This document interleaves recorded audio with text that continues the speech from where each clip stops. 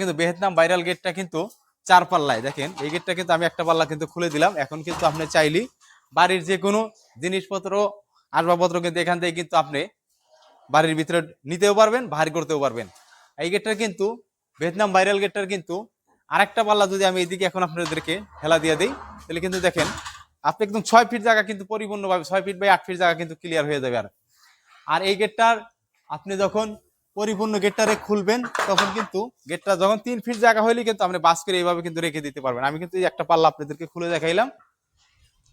এখানে কিন্তু আরো 2টি পাল্লা আছে, 2টি পাল্লা কিন্তু বাস হয়ে কিন্তু একটা দিকে কিন্তু চলে যাবে। দেখেন এখন কিন্তু পরিপূর্ণভাবে কিন্তু আপনি 12 ফিট বাই 8 ফিট জায়গা কিন্তু আপনি ক্লিয়ার হয়ে যাবেন। আপনার বাড়িতে যত বড় গাড়ি মন চায় তত বড় গাড়ি কিন্তু আপনি ঢুকাইতে পারবেন ইনশাল্লাহ। গেটটা কিন্তু লাগাইতে এবং খুলতে খুবই সহজ। একটা বাচ্চা পোলা মানে কিন্তু এই ভিয়েতনাম ভাইরাল গেটটি কিন্তু অনায়াসে কিন্তু খুলতে পারবে, লাগাইতে পারবে। আমি কিন্তু এই যে লাগিয়ে দিলাম, আমি কিন্তু এই যে আরেকটা পাল্লা কিন্তু টেনে দিলাম।